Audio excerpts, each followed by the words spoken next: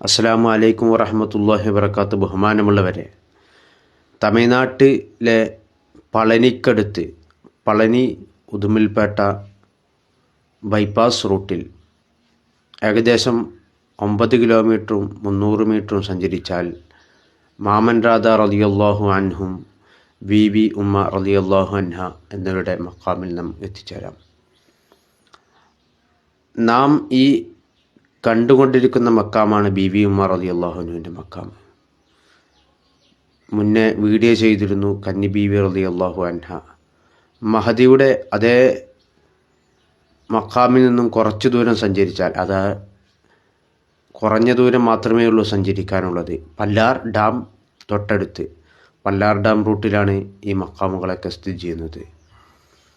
മാമൻ രാധ റളിയല്ലാഹു അൻഹുവിൻ്റെയും കന്നി ബീബി റളിയല്ലാഹു അൻഹയുടെയും ബീബി ഉമ്മ റളിയല്ലാഹു അൻഹയുടെയൊക്കെ മക്കാമുകളുള്ളത്. വളരെ പ്രകൃതി ഭംഗി ഉള്ള സ്ഥലവും കൂടിയാണ്. ഡാമിനോട് തൊട്ടടുത്ത സ്ഥലവുമാണ് മക്കാം സ്ഥിതി ചെയ്യുന്നത്.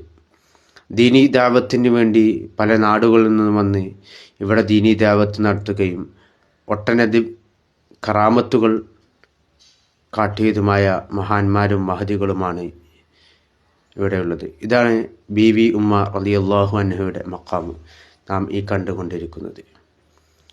ഇവരെല്ലാവരും ഇവിടെ പ്രബോധനത്തിന് വേണ്ടി വന്നു, പ്രബോധനം ചെയ്തു, മറ്റുള്ളവരെ സഹായിച്ചു, ഇതര മതസ്ഥരെ സഹായിക്കുകയും അവരെ ദീനീ ദഅവത്ത് നടത്തുകയൊക്കെ ചെയ്തു. വളരെയധികം കറാമത്തുകളൊക്കെ കാണിച്ചവരാണ് മഹാന്മാരും മഹദികളൊക്കെ തന്നെയാണ് ഇവരൊക്കെ.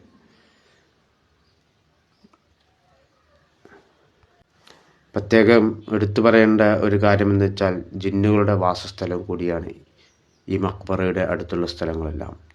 നമ്മൾ ഈ കാണുന്നതാണ് മാമൻ രാധ റളിയല്ലാഹു അൻഹയുടെ മക്കാം. ധാരാളം ആളുകൾ ഇവിടെ സിയാറത്തിനായി വരുന്നത് കാണുന്നുണ്ട്. പല ആവശ്യങ്ങളും മുറാദുകളൊക്കെ ഹാസിലായി അവിടെ ഭക്ഷണം വെച്ച് കൊടുക്കുന്നതും അവിടെ നേർച്ചകളും ചീനുകളൊക്കെ കൊടുക്കുന്നത് അവിടെ ചെന്ന് കഴിഞ്ഞാൽ കാണാൻ കഴിയുന്നതാണ്. അങ്ങനെയുള്ള ഔലിയാക്കളെ മഹാന്മാരൊക്കെ സിയാർത്ത് ചെയ്യാൻ നമുക്ക് തൗഫീക്ക് നൽകി അനുഗ്രഹിക്കട്ടെ. ഹയാത്തിലുള്ളവരാവട്ടെ വഫാത്തായവരാവട്ടെ അവരൊക്കെ കാണാനും അവിടെ ദുആ ചെയ്യാനൊക്കെ തൗഫീക്ക് നമുക്ക് നൽകി അനുഗ്രഹിക്കട്ടെ. ഇവരൊക്കെ ദീനീ ദഅവത്തിന് വേണ്ടി വന്നവരാണ്. അവർ ദീനീ പ്രബോധനം ചെയ്തിട്ടുണ്ട്. അസ്സലാമു അലൈക്കും വറഹ്മത്തുള്ളാഹി വബറകാതുഹു.